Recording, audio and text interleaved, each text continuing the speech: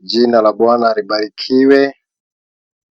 Siku ya leo na furaha ya Bwana kwa kunipa wakati mwingine wa kushare na wewe neno la Bwana kwa kifupi, lakini najua ya kwamba neno la Bwana linasema ya kwamba mwanadamu hataishi kwa mkate tu, bali katika kila neno litokalo katika kinywa cha Bwana.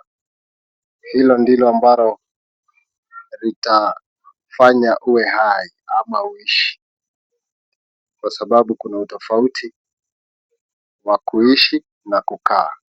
Unaweza kuwa unakaa duniani ukafikiri unaishi, kumbe ni kukaa unakaa. Muda ukiisha unarudi kwa Baba, naye atakuuliza, je, unaishi ama uliishi vipi? Utoe hesabu yako ya maisha, jinsi ulivyoishi, ukakuta ya kwamba yako ilikuwa ni kukaa, sio kuishi. Jina la Bwana libarikiwe. Na ningeomba siku ya leo, kama sisi zote tungejua kwa nini tuliumbwa, kwa nini tunaishi hapa duniani, kwa nini mpaka siku ya leo uko hai, kwa nini Mungu amekuweka hai. Na Mungu atusaidie sana, isikuwe ya kwamba wakati maisha yetu itakapofika tamati, tukute ya kwamba hatukuishi jinsi Mungu alivyokusudia, alivyokuleta hapa duniani kufanya. Iko kazi ambayo Mungu alikuleta duniani kuifanya, ukute ya kwamba wakati umeisha wako umeisha na haukuyafanya. Kwa nini? Kwa sababu haukujua kusudi la Mungu juu ya maisha yako, haukujua mpango wa Mungu juu ya maisha yako, haukujua ya kwamba kulikuwa na neno lako ili uishi duniani hii. Kulikuwa na neno lako katika kitabu hichi cha Mungu. Bwana yetu asifiwe sana, na atusaidie kwamba tujue kwa nini tunaishi, kwa nini tupo duniani, kwa nini hatujafa kama wengine, kwa nini hatujatoka duniani kama wengine. Kwa sababu si kwamba sisi ni wazuri kuliko ambao wamekufa, si kwamba sisi tumekamilika kuliko ambao wameondoka duniani, si kwamba sisi lazima tufikishe miaka 70, miaka 80, miaka 100.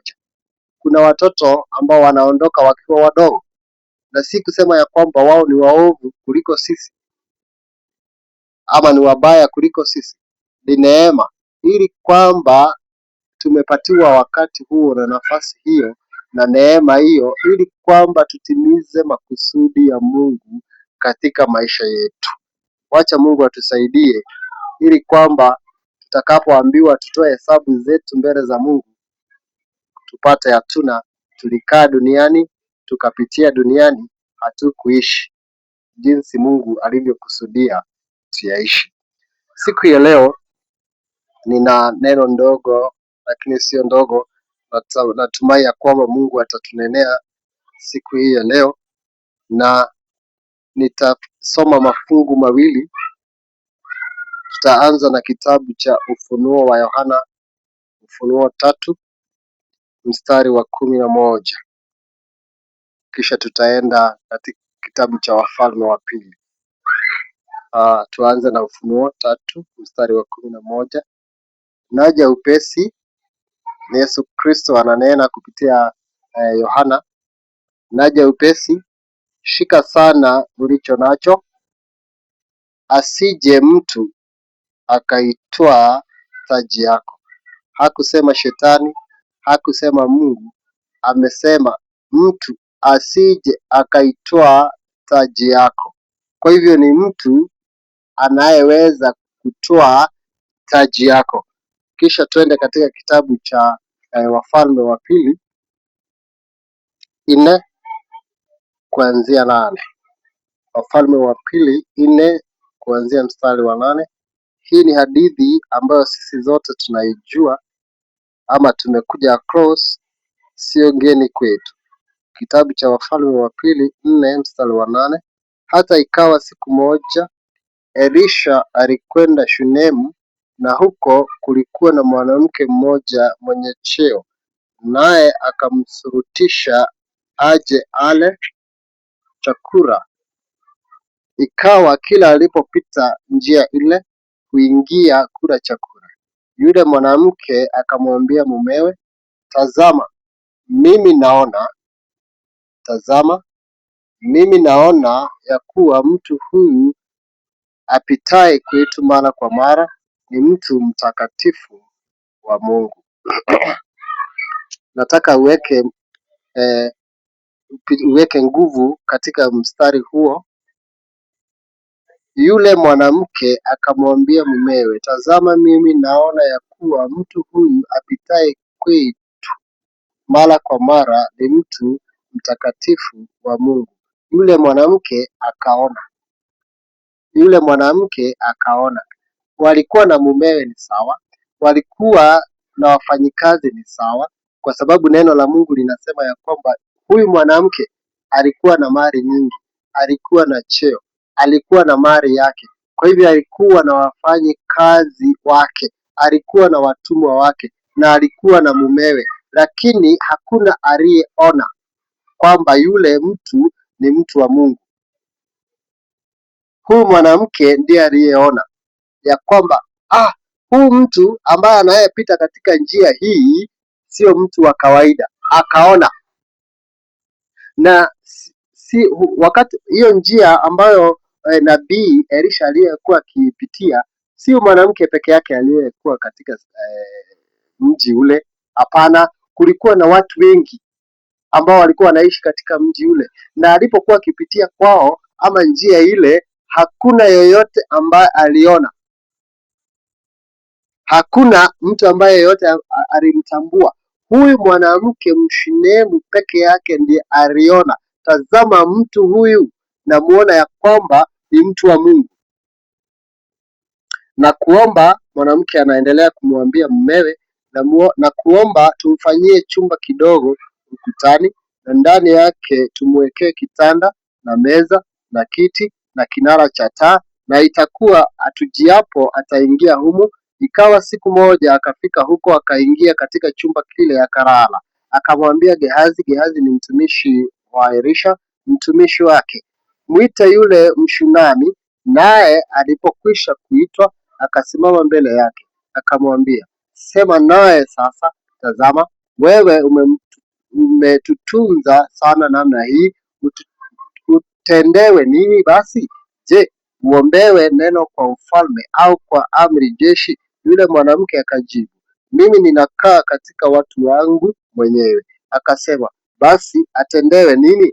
Gehazi akajibu, hakika hana mwana na mumewe ni mzee. Akamwambia, kamwite. Naye alipokwisha kuitwa, akasimama mlangoni. Akasema, panapo wakati huu mwakani utamkumbatia mwana. Akasema, la, bwana wangu, wewe mtu wa Mungu, usinijaribu mimi mjakazi wako, usiniambie mimi mjakazi wako uongo. Yule mwanamke akachukua mimba, akazaa mtoto mume wakati huo huo mwakani, kama Elisha alivyomwambia.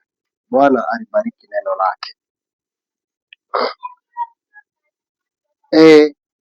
Huyu mwanamke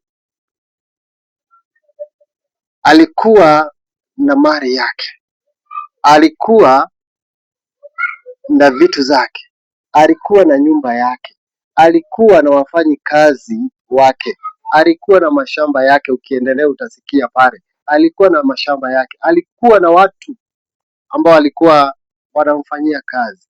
Lakini alipomuona Elisha akaona. Kwa hivyo kuna kitu ambacho huyu mwanamke alichokiona kwa Elisha, na akaona ya kwamba huyu ni mtu wa Mungu, huyu ni nabii, huyu sio mtu wa kawaida. Wengine walikuwa wanaona kana kwamba Elisha ni mtu wa kawaida, kama ni mtu wa kawaida, lakini huyu mwanamke, namshukuru Mungu kwa sababu alimfunulia. Kuna kitu huyu mwanamke alikuwa nacho ambacho hakikuwa na watu wengine. Kuna macho ambayo alikuwa nayo, kuna mtazamo ambao alikuwa nao ambao ulikuwa tofauti na wengine. Wengine wakiona mtu wa kawaida, huyu mwanamke Mshunemu alikuwa anaona mtu ambayo sio wa kawaida. Kwa hivyo mtazamo wake haukuwa sawa na watu wengine, haukuwa sawa na watu wa mji ule, alikuwa tofauti. Na nilikuwa nikifikiria huu ujumbe ama mahara kifungu hiki, naona kana kwamba wale majirani wa huyu mwanamke, wakati huyu mwanamke aliambia mzee wake wamjengee chumba kidogo cha kulala, wakati anapopitia pale anakaa, na wakaanza kujenga nyumba hili, na wakamwekea kitanda, wakamwekea kinara, wakamwekea na hata meza. Naona kana kwamba wale majirani wake walikuwa wanaona huyu mwanamke kama akili zake sio mzuri, kwa sababu utamkaribishaje mtu ambaye haumjui katika nyumba yako, katika boma yako? Utamkaribishaje? Utamjengea vipi mtu ambaye haumjui? Mtu ambaye haumjui ametoka wapi, utamjengeaje kwako? Na naona ya kwamba mpaka yule mzee wakati mwingine nafikiria alikuwa anafikiriaje kuhusu mke wake, kwa sababu huyu mzee, neno la Mungu ukiendelea linasema ya kwamba alikuwa mzee, na sasa hapa Elisha yuko amekuja, yeye sio mzee kama huyu mzee kwa umri, ni mdogo kwa umri. Kwa hivyo yule mzee angefikiria ama angeleta kimawazo kwamba mwanamke wangu ama mke wangu kuna vile anataka na huyu mtu wa Mungu, kuna vile alikuwa anataka na huyu kijana. Lakini namshukuru Mungu kwa sababu yule mzee hakuleta mabishano kwa mke wake. Jina la Bwana libariki. Hakuleta mabishano. Nafikiri alikuwa amemwamini mke wake, alikuwa amemdhamini mke wake, na naona ya kwamba wale majirani wa huyu mwanamke wakati walikuwa wanamsema, kwa nini unamjengea mtu ambaye hamjui nyumba? Kwa nini unamwekea hizi vitu zote? Unamjengea kitanda, unamwekea meza, unamwekea kinara cha taa. Una mpango mgani na yeye? Unatakaje na yeye? Ni nini unataka naye? Mimi siwezi, wale wanawake nafikiri walikuwa wanamwambia, mimi siwezi tupa mali yangu kumjengea nyumba mtu ambaye sijui. Ati anakaa vizuri, analala vizuri, anakula vizuri, kila kitu yeye anaishi vizuri, na mtu ambaye sijui.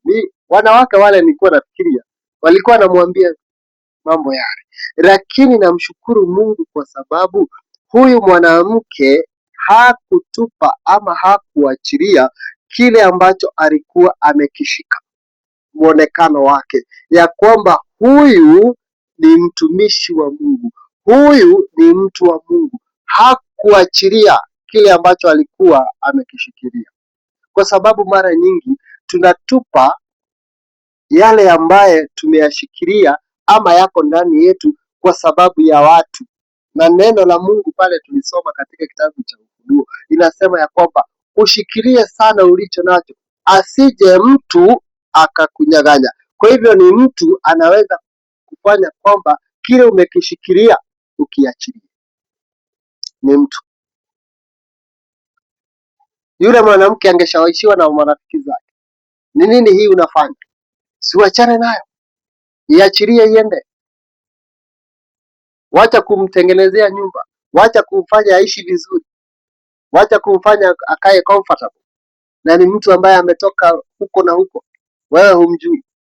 Yule mwanamke angeachilia, lakini huyu mama hakuachilia kile ambacho alikiona.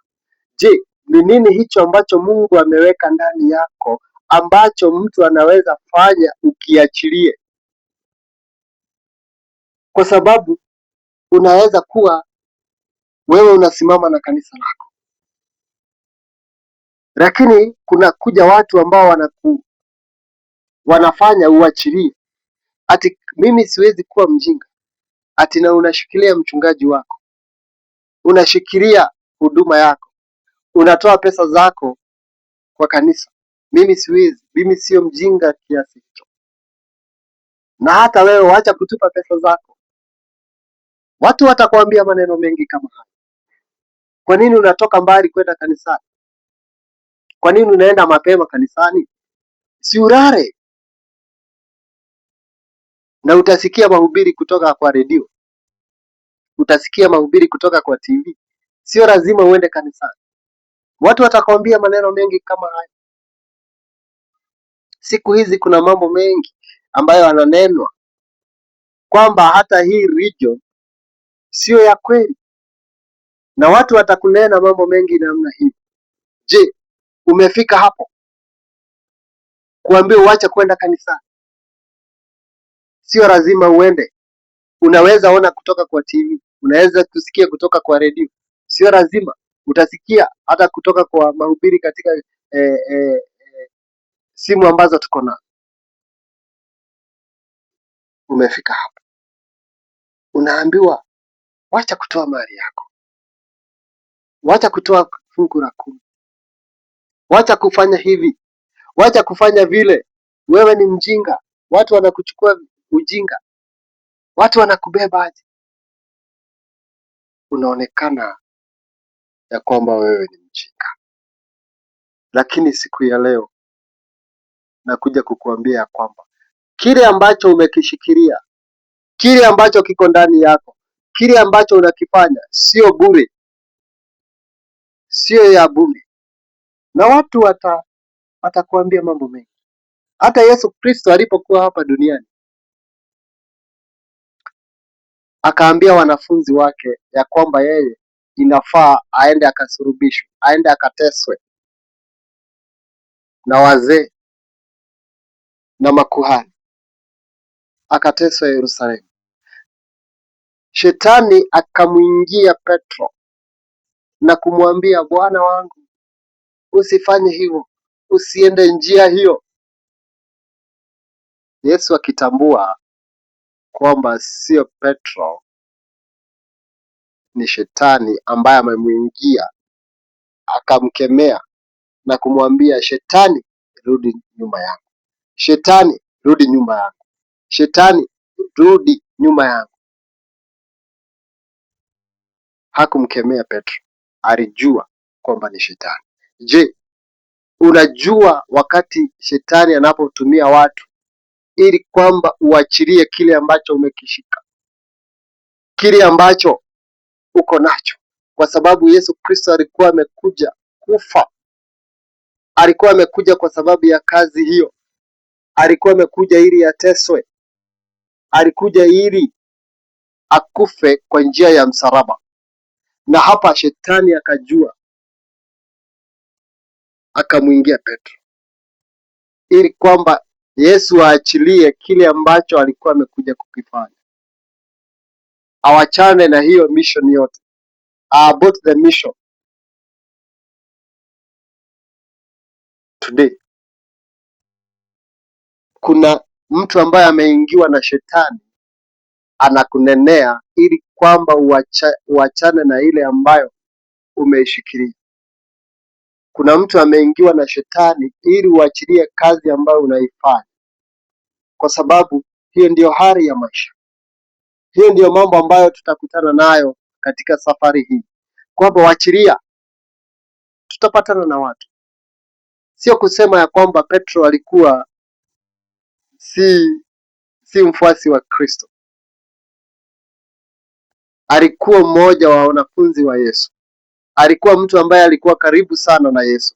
Alikuwa mtu ambaye amependwa sana na Yesu. Alikuwa wa karibu sana na Yesu. Na huyo ndiyo ambaye shetani alikuwa amemtumia, kwa sababu kwa kawaida shetani hutumia watu ambao wako karibu na wewe sana ili kukushawishi.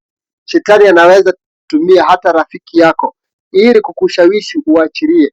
Shetani anaweza tumia hata watu wa jamii yako ili kwanza uachilie. Shetani anaweza tumia hata mshirika ambaye mnasoma na yeye ili uachilie. Shetani anaweza tumia hata mama wa hiyo kanisa ambayo mnashiriki na yeye ili uachilie. Even your brethren.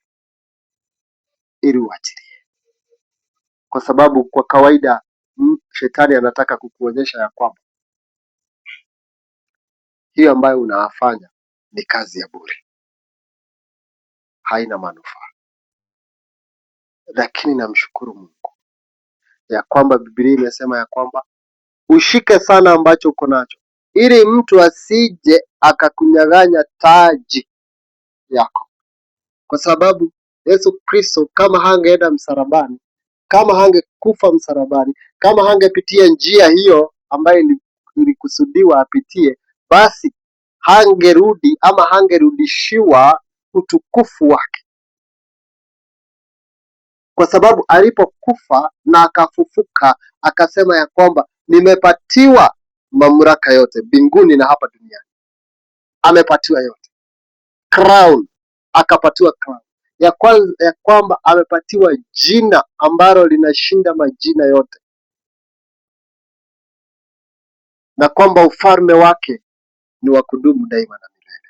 Akapata taji hiyo ya kwamba angeitwa Bwana wa mabwana, mfalme wa wafalme, akapatiwa taji. Lakini kama angeshawishika na Petro, kama angeshawishika na shetani kupitia Petro, hangepata urithi huo, hangepata taji hiyo. Huyu mwanamke Mshunami, kama na yeye angeachilia kama watu wengine walivyoachilia, wakaona ya kwamba Elisha ni mtu wa kawaida, kama hangeona, hangepata thawabu. Wakati ambapo hakuachilia, hapo ndipo alipata thawabu yake. Wakati alipomjengea yule mtu wa Mungu nyumba, akamjengea mahali pa kuishi, akapata thawabu. Elisha akamuuliza, unataka nikufanyie nini? Ni nini ambacho hicho unataka? Yule mwanamke kwanza alikuwa amesema ya kwamba mimi niko na mali yangu, mimi naishi kwa watu wetu, mimi hakuna kitu ambacho unaweza nisaidia nacho. Lakini Elisha akamuuliza Gehazi mtumishi wake, huyu mwanamke ni nini unaona kana kwamba tunaweza kumpatia kwa kazi hiyo ambayo ameifanya, kwa kitendo hicho ambacho amekututendea, ni nini tunaweza mlipa nacho? Gehazi akamwambia bwana wake Elisha, nyumba hii tumeikaa, boma hii tumekuwa tukija, boma hii tumekuwa tukila chakula, boma hii tumekuwa tukilala hapa, boma hii vitu vyote tumevipata, boma hii ninaona mzee, boma hii ninaona mama, boma hii ninaona wafanyikazi, lakini sijapata kuona mtoto. Jina la Bwana libarikiwe. Elisha akamwambia yule mwanamke, mwaka ujao wakati kama huu utakuwa na mtoto wako, utakuwa umemshika mtoto wako wakati kama huu mwaka ujao. Na jina la Bwana libarikiwe, kwa sababu yule mwanamke akashika mtoto ambaye ilikuwa taji yake, jambo ambalo lilikuwa sio rahisi kulipata, kwa sababu mwanamke yule alikuwa ameishi miaka mingi bila mtoto. Nafikiria ya kwamba alikuwa tasa. Mawazo yangu ni kama yule mwanamke alikuwa tasa, na hata Biblia inasema ya kwamba mzee wake alikuwa mzee, kwa hivyo alikuwa mzee wa miaka. Lakini Mungu Elisha akamwambia yule mwanamke mwaka ujao, jambo ambalo halikuwa linawezekana, jambo katika macho ya mwanadamu lilikuwa linaonekana kama kwamba haliwezekani. Yule mwanamke alikuwa amefika mwisho ya kwamba hawezi pata mtoto, ya kwamba haiwezekani yeye kupata mtoto, kutoka akuwe msichana hajapata mtoto, sasa ni mzee, na hata mzee wake ni mzee sana kwa umri, hawezi pata mtoto. Kwa hivyo alikuwa amefunga hiyo chapter ya kupata mtoto. ya kupata mrithi wa mali hizi nyingi alikuwa nazo, alikuwa amefika mwisho, ya kwamba haiwezekani kupata mtu ambaye angechukua jina la familia hiyo mbele, to have a generation. Alikuwa amefika mwisho kupata kizazi, alikuwa amefika mwisho, ya kwamba hata mali hizi zote ambazo niko nazo zitaridhiwa na watu wengine, na huyo mwanamke alikuwa amefika mwisho, jambo ambalo halikuwa linawezekana kwa mwanadamu likawezekana kwa Mungu. Kwa nini? Kwa sababu yule mwanamke alishikilia kile ambacho alikuwa amekiona, akapata taji katika kichwa chake, akapata mtu wa kumshika kichwa. Jina la Bwana libarikiwe. Nakuja kukuambia siku ya leo, sijui ni nini hiyo ambayo inaonekana kana kwamba haiwezekani, ni kana kwamba imefika mwisho. Kama huyu mwanamke aliona kana kwamba haiwezekani yeye kupata mtoto, haiwezekani kupata urithi, haiwezekani kuwa na kizazi, haiwezekani to have a generation ambayo imetoka kwake, lakini kwa kuona, for perceiving that this is a man of God, na hakuachilia kile ambacho alikiona, naye Mungu akambarikia, kwa sababu anayemkaribisha nabii hupokea thawabu ya nabii. Akapokea thawabu ya nabii kwa kushikilia. Jina la Bwana libarikiwe. Nawe siku ya leo usiwache mtu akachukua nafasi yako, usiwache mtu akakunyang'anya taji yako ambaye Mungu amekuwekea. Usikubali kukufa moyo, usikubali kufa moyo. Shikilia hiyo kazi ambayo unaifanya, shikilia huduma ambayo uko nayo. Ni sawa, inaonekana kana kwamba haiwezekani, watu hata wame write off hiyo huduma ambayo uko nayo, kwa sababu wanaona kana kwamba umefika mwisho. Haiwezekani, ni kana kwamba wewe hauwezi kuwa na uzao tena, hakuna kitu kizuri ambacho kinaweza toka kwako. Maisha yako ni kama imefika mwisho, lakini kuna Mungu mbinguni. Yako ni kushikilia. Neno la Mungu linasema ya kwamba tushikilie, tushikilie. Shikilia mtu asije akachukua taji yako. Jina la Bwana libarikiwe. Asante kwa wakati huo. Mungu wa uzima awabariki sana, na najua neno hili litakaa ndani yenu kwa wingi, na kwamba litakuwa na mazao katika maisha yenu.